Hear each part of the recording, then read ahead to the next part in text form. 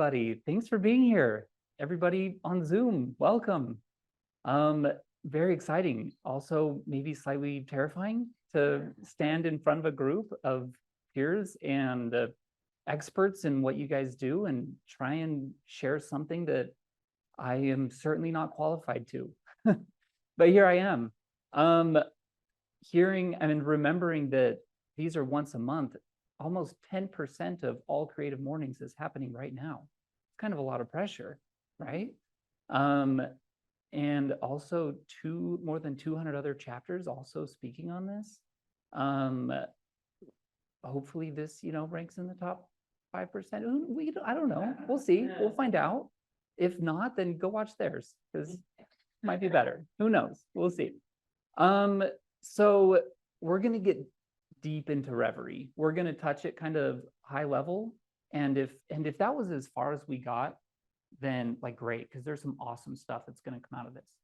And just throwing this out there from the beginning, I'm going to leave plenty of time at the end for question and answer.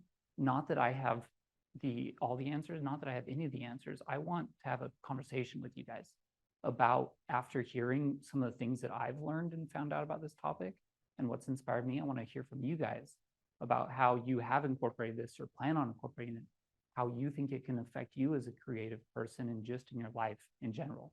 So keep that in mind. I'll try and keep this, brief, and so we have time for a conversation at the end. Does that sound okay? Does that sound good? Okay, awesome. Let's do it. First test of the clicker. Here we go. No, it's okay. It might be my little converter here.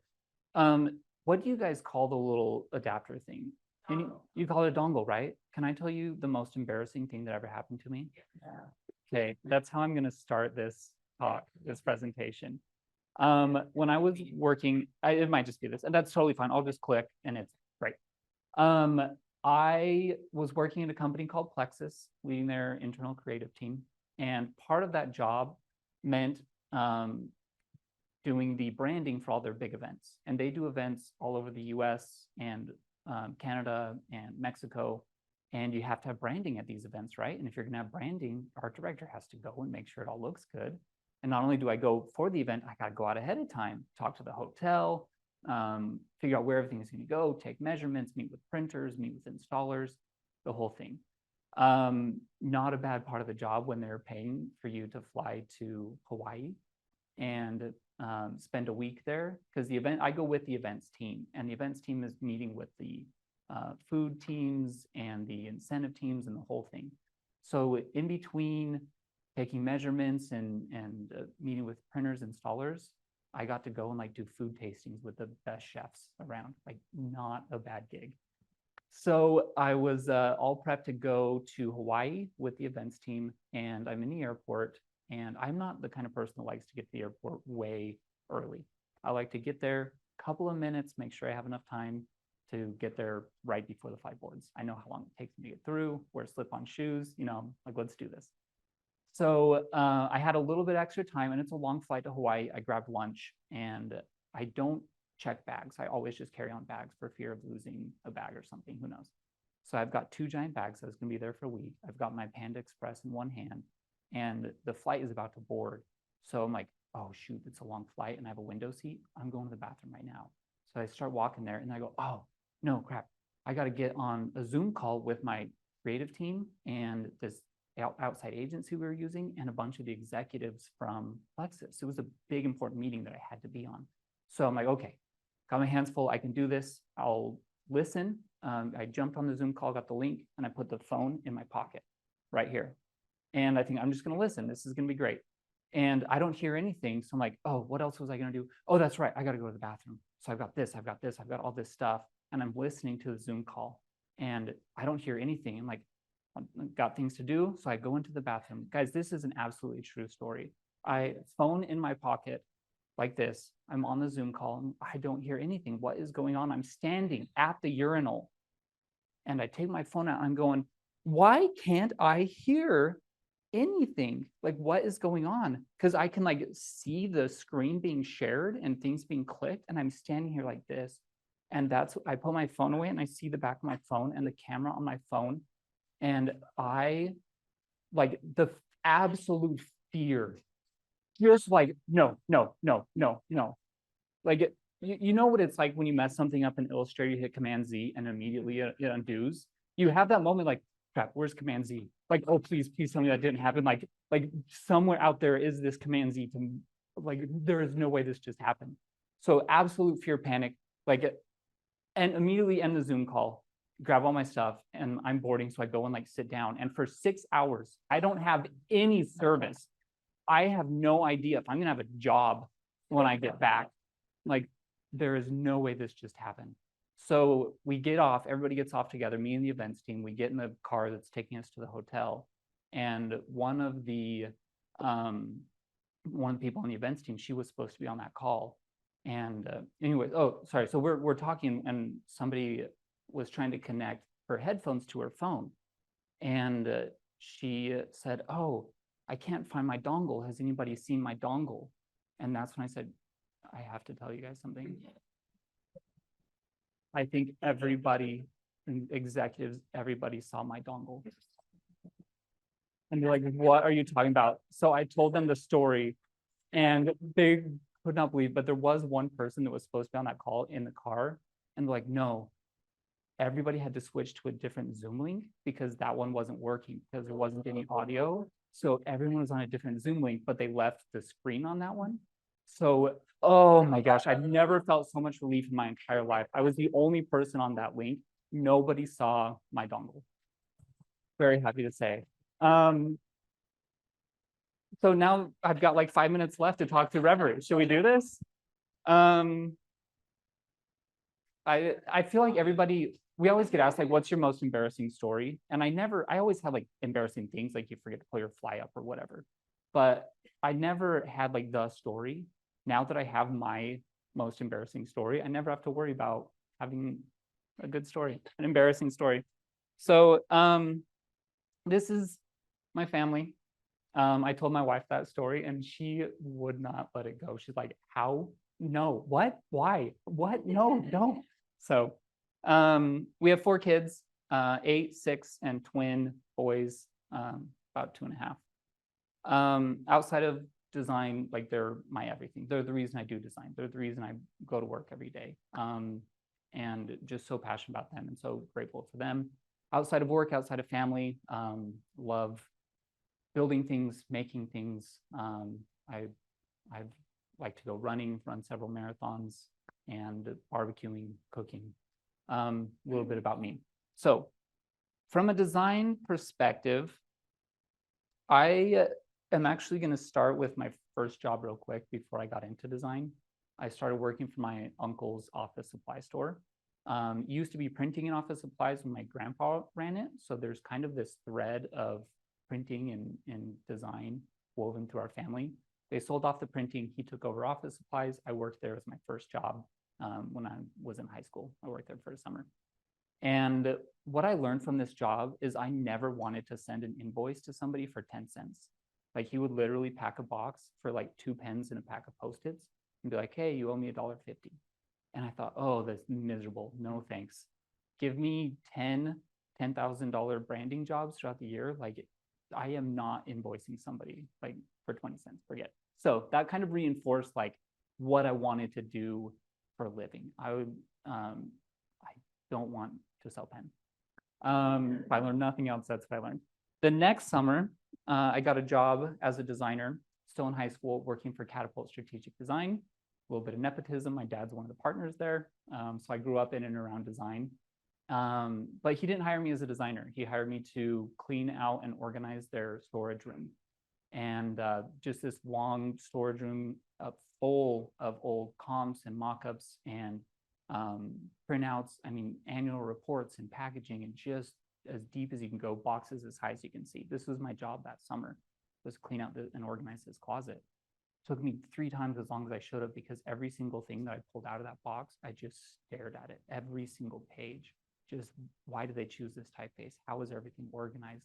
Everything lined up this way, beautiful. And I absorbed it through doing that. And I finished and I said, so what's next? Still have more time this summer. And he said, here's a bucket of white paint, go paint our block fence. it's like 120 degrees, and I'm out there with a roller painting this fence. And I got the first coat on, need to wait for it to dry before I could put the next one on. I came inside, got some water, and they were having this meeting with a client, big housing development, and they needed a logo. And I said, hey, like, while I'm waiting for this paint to dry, do you mind if I just do some sketches for this logo? Like, yeah, sure. There were 5 or 6 other designers at this agency working on it. And so I just sketched a few things out, went, put the next coat of paint on, came back, did in the computer, and they let me sit in that meeting when it was presented. I presented my idea, and just this, 16-year-old high school kid and all these other designers, they ended up choosing my logo. And that feeling of like euphoria, knowing that your work is appreciated and actually seeing it on monument signs and websites and brochures changed everything for me. And I'm just riding this wave of emotion. I said, hey, what's next? And they said, go fix the plumbing in the women's bathroom. Hey, so fixed it. Another client comes in, they need a logo. The clothing, they do embroidery and printing on apparel. I sat in the meeting, me and several other designers sketched up a bunch of stuff. They ended up choosing my logo. I was 2 for 2. And I said, hey, I'm 2 for 2, what's next? And they said, see this wall right here? It's 2 offices, tear this wall down, build another one here, make it 1 big office.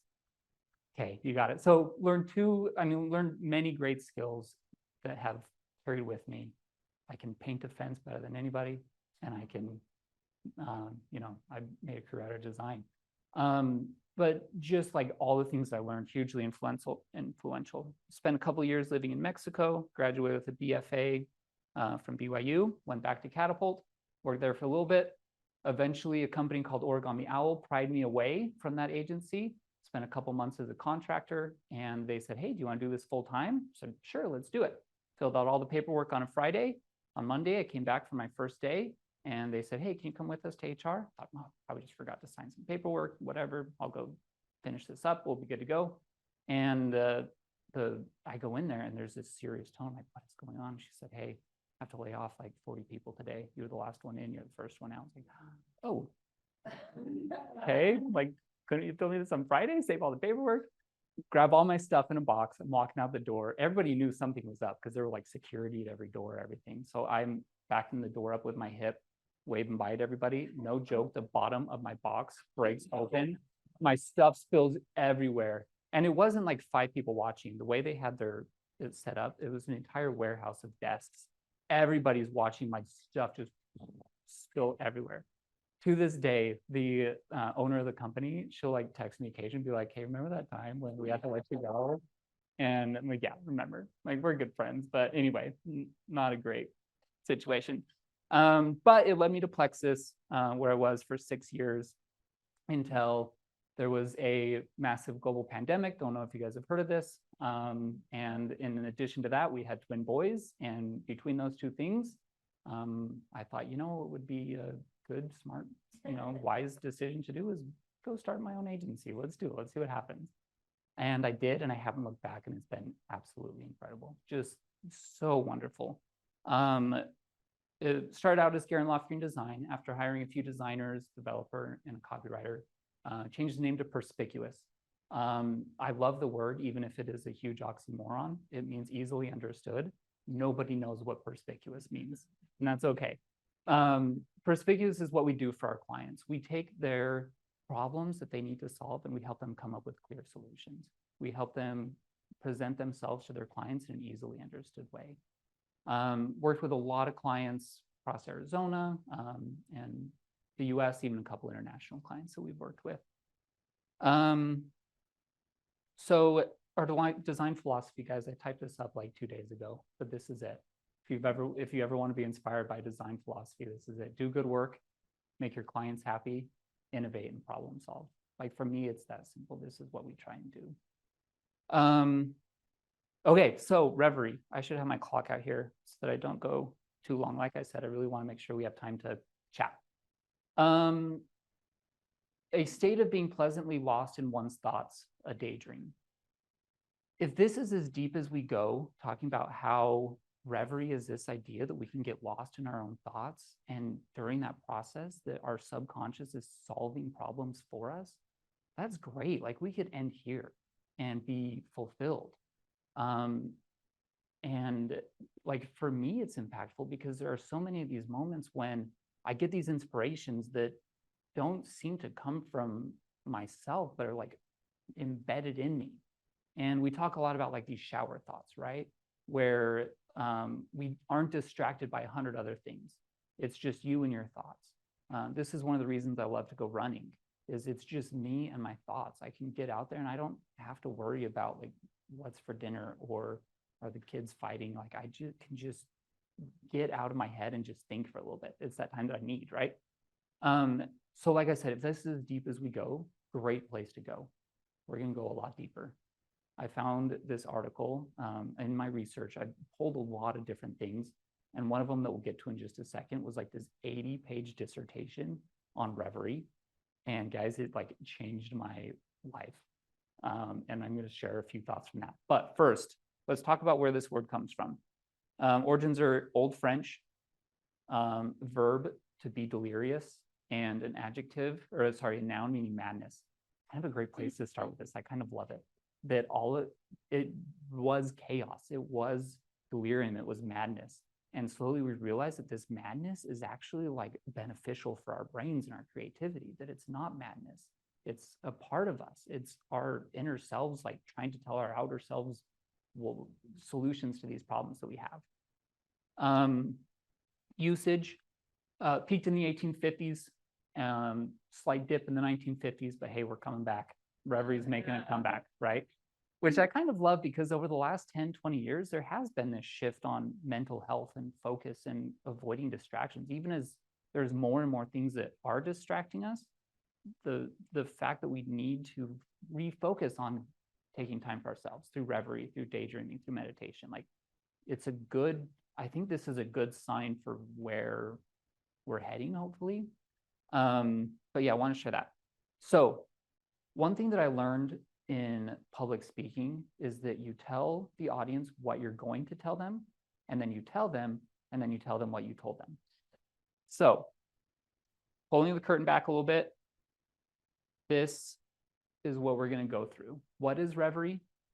What Reverie is not, the benefits of Reverie, and then number 4 is the big one, steps to achieving Reverie.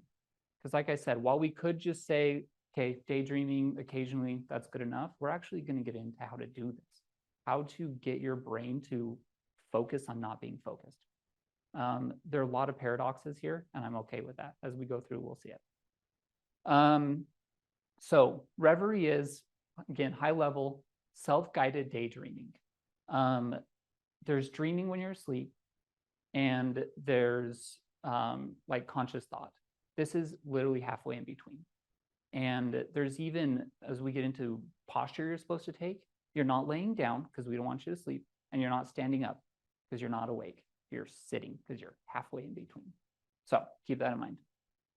Intentional introspection, dedicated mental exercise, non-attached mind wandering. Oops, sorry, that was the last one. I thought there was one more. I even said it like there was one more. That's it. Non-attached mind wandering. So Reverie is not meditation. There's a difference. And that's one thing that I think is so cool about this. Like I said, I am certainly no expert in this. There are experts in this. There are people that dedicate their lives to this. But this is a variation. It's a subset of meditation. And we'll get into that just a little bit. Meditation is super important. This is like free form meditation, if you will. And it's certainly not distracted. So, and what's interesting is those are kind of the two opposite ends. You've got like distracted by phones and computers and work, and you've got meditation, which is like super the opposite of distraction. Reverie finds this beautiful place in between. Great quote that is going to kind of get us into this. Reverie is when ideas float in our mind without reflection or regard of the understanding. So this is part of it, right? A big part of Reverie is we don't know what our brain is going to focus on, and that's okay. But we want to focus on what our brain is focusing on, if that makes sense. Paradoxes. This is full of them. So our brain is going to get into this state of it's exploration, and we let it go there, but we pay attention to what it's exploring. A couple of benefits: mental reset. So this is the perfect chance to avoid all of these distractions and let your brain heal a little bit.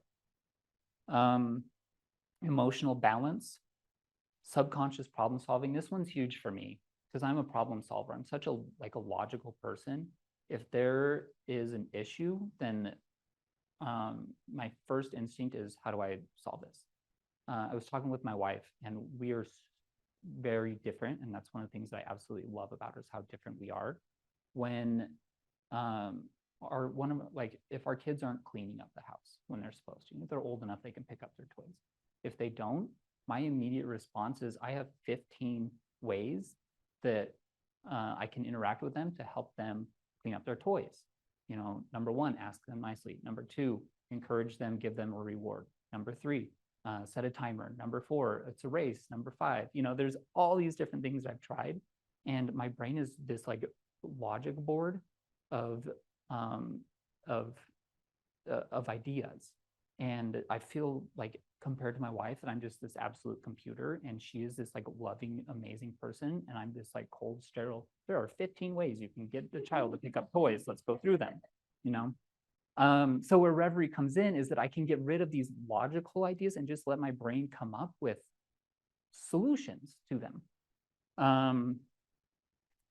Amazing for brain health and for connecting with other people, because the better we connect with ourselves, the better we'll be able to connect with others. And I'm like 98% sure this is the last button. Bullet.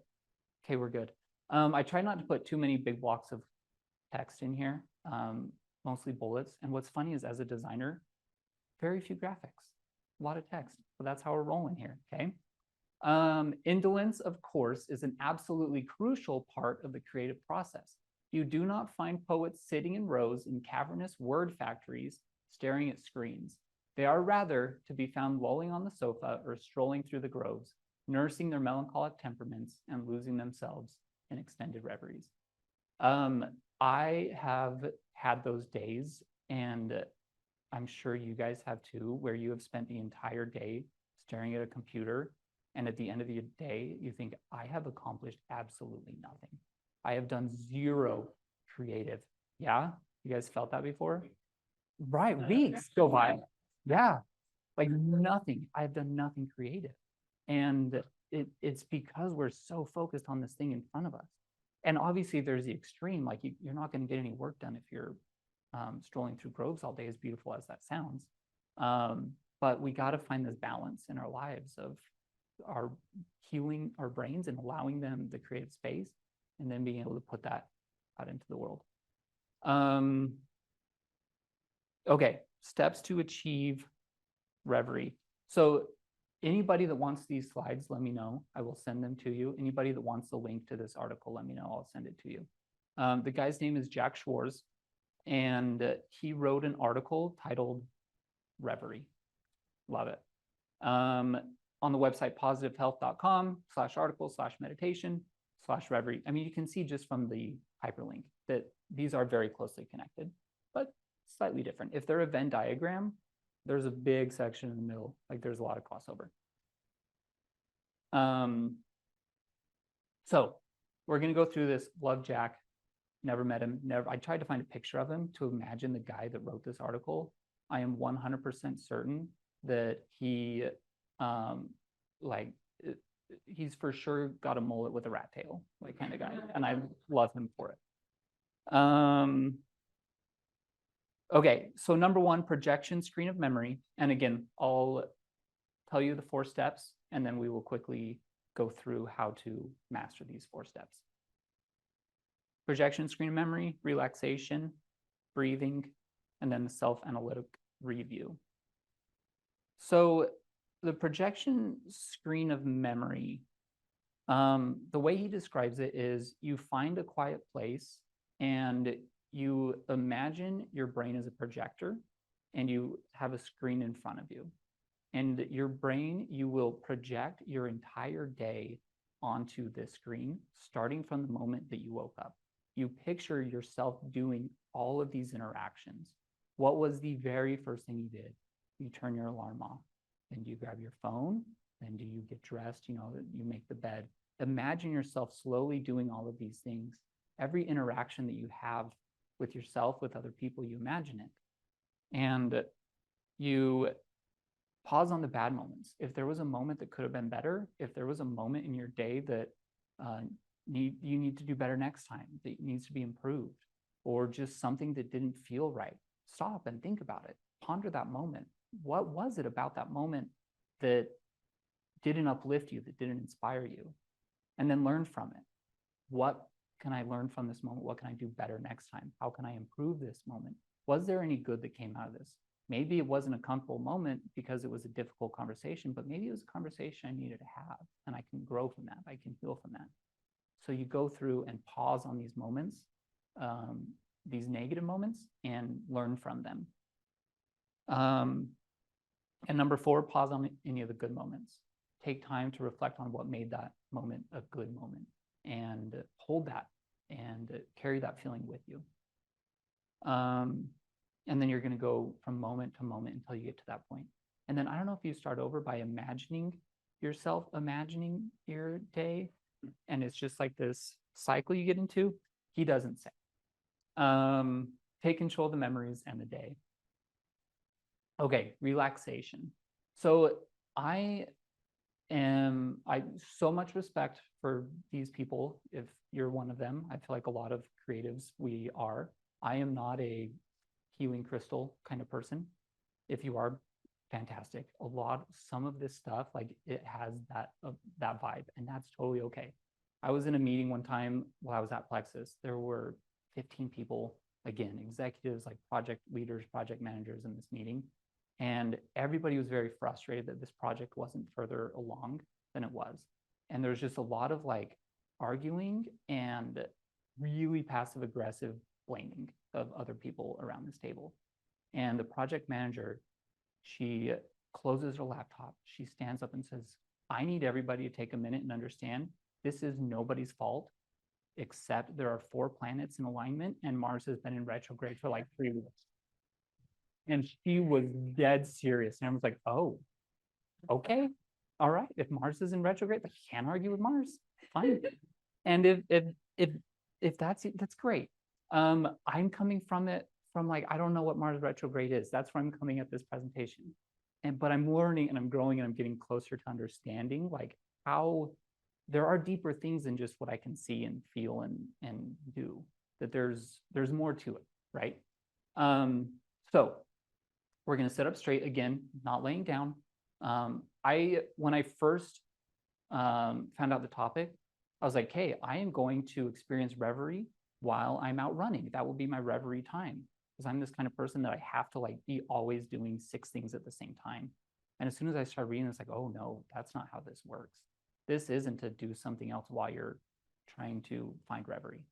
This is a sit and experience it, and here's how we do this. Focus on your breathing. We're going to get into breathing. And if any of you guys do yoga regularly, there's a lot of breathing. I like can't touch my toes. I haven't been able to since I was 6 years old. Like, I am not a flexible person. My wife tried to get me to do yoga with her, and she was so discouraged by my inflexibility. She's like, no, you just stay home. Let the energy flow through your appendages. So as you're sitting, cross your hands at the wrists, cross your feet at the ankles, because we're full of this energy, and this energy can flow through us. And he expresses it as, this is how this is going to happen. We cross our appendages, we find this comfort, and as we do that, our energy can flow. We need this energy. Okay, breathing. This is where we're going to get into another paradox. And I tell you, I have been trying to do this. So I teach at ASU, and I was doing some research while the students were working on their projects. And I was sitting there trying to do this paradoxical breathing for like 30 minutes straight with this look on my face, like, I don't think this is right. And they'd come up for reviews and be like, what's going on? I'm like, hey, I'm paradoxical breathing here. Like, it's okay. So we don't want to do shallow breaths. You don't want to breathe up here in your lungs. You want deep belly breathe. But what he explains, he comes at this from a very scientific perspective as well. Hooked himself up to brain scanners and all sorts of things to see how his breathing affected his thinking and his brain waves. And you breathe from your belly, but when you breathe in, when you inhale, you pull your stomach in. Even though you're breathing from your diaphragm, you pull your stomach in. And when you breathe out, you push your belly out as your diaphragm contracts. So it's opposite to what you would think. Paradox, right? So the inhale, exhale, or inhale, hold, exhale count, he gives examples of how to do this. These are seconds. So you're going to inhale for 8 seconds, hold it for 4, exhale for 8.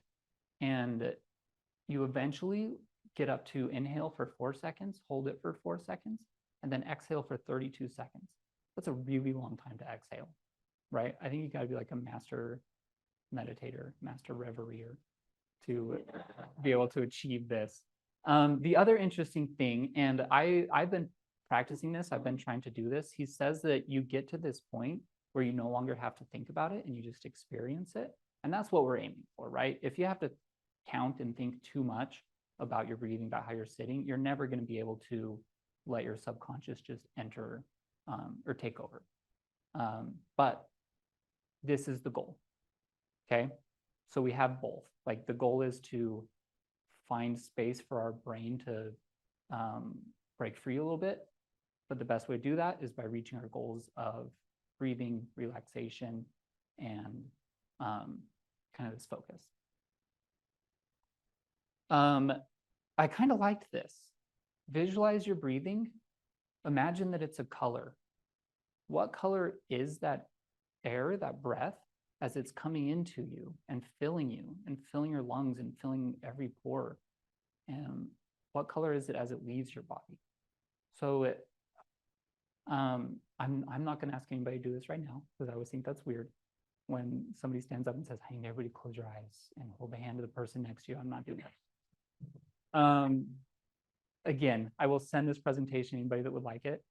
Take time to actually do this. Take time to breathe in and think about what color that breath is, and then exhale. And then the last one, breathe with every pore of your body. Imagine that it's not just through your nose and mouth that you're breathing, but your whole body is breathing. And he uses an analogy, and I'm going to flip it a little bit. It's the summer in Arizona. We've all eaten lunch at that restaurant that keeps the restaurant like 65 degrees for no reason at all.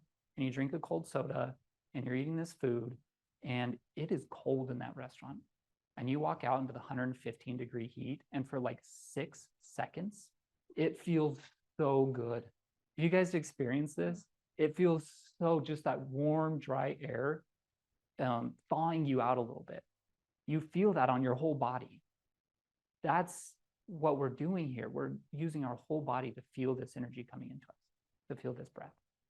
So we're getting closer, right? We've done our projection map. We're relaxed. We're breathing. All of these things come together. Finally is the self-analytic review. So after we've done these things, now we take all of our mental observations, our physical feedback. Was I comfortable? Was I focused? Was I distracted? And how was I emotionally? How did I respond to this? The things that I felt, the things that I saw, the things that I experienced, how did I respond? Was I balanced? Was I emotional? Was I positive? Was I negative? Take time to do this. And finally, write down and date your experiences. Journal it. And it can be simple. It can be, hey, it was this day at this time. This is what I felt. Or go a little deeper. This was the color of my breath today. This is why I feel like maybe it was that color. This is how I felt doing my breathing. These were the things that I experienced. And that way, as we look back, we can see how these things change. We find that consistency, and then we can track our progress as we go through it. Longest quote, okay? Also the last one. We're going to get through this. Now that you have learned the different steps that prepare you for meditation, you can combine them into the dance of reverie. All the capabilities that have been brought to your awareness can be applied to fulfill the goal of reverie, to generate and refine a topic or symbol that can serve as the theme for creative meditation. I kind of love that because it's a little bit literal for me. Like when we talk about symbols in creative meditation, I just think logos and icons. Like that's just the way my brain works. Of course, there's a deeper meaning to this, but at least for me, like, hey, I can connect with that.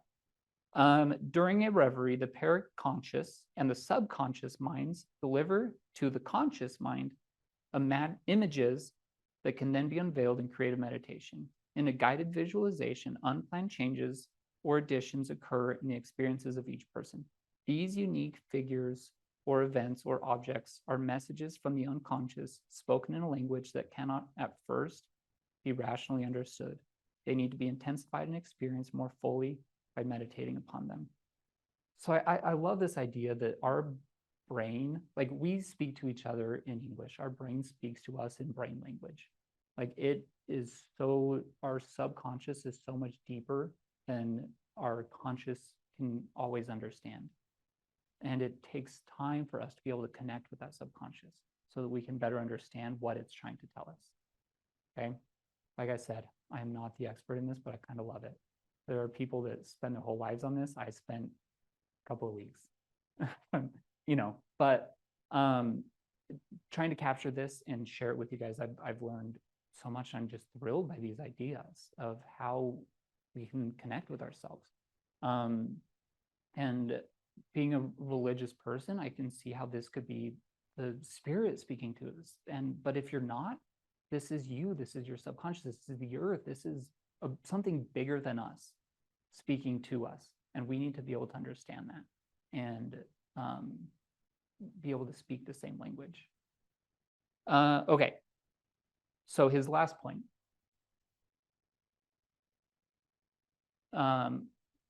When my wife was pregnant with our first daughter, we were obviously terrified, as every new parent is, wanted to be prepared.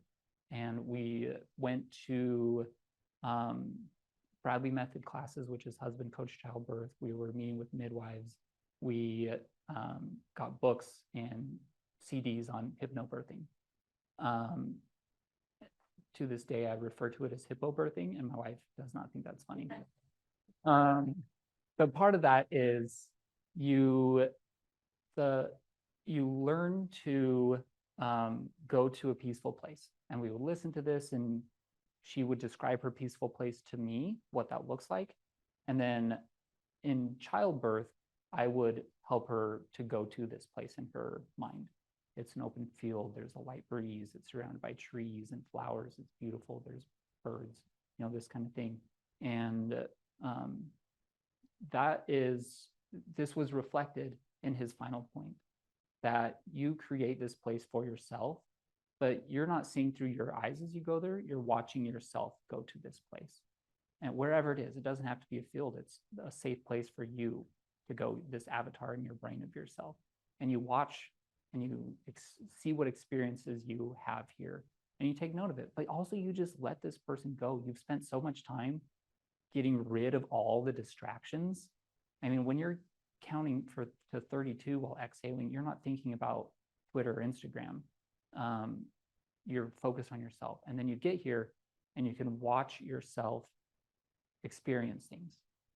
And you just do, and you just experience, and just let yourself do what it needs to do as you're going. And that's reverie. I mean, this is what our goal is to get to this point where we're so disconnected that our subconscious is allowed to just do what it wants to do.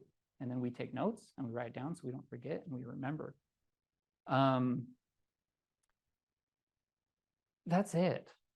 This is reverie. Thank you guys for letting me come and share this with you. I have learned a lot, and there are so many amazing resources, and just to be able to try and do my best to compile them and share them with you guys, along with some of my own experiences, means a lot. I'm grateful for the opportunity, grateful for the time, and thank you guys for coming and for being here.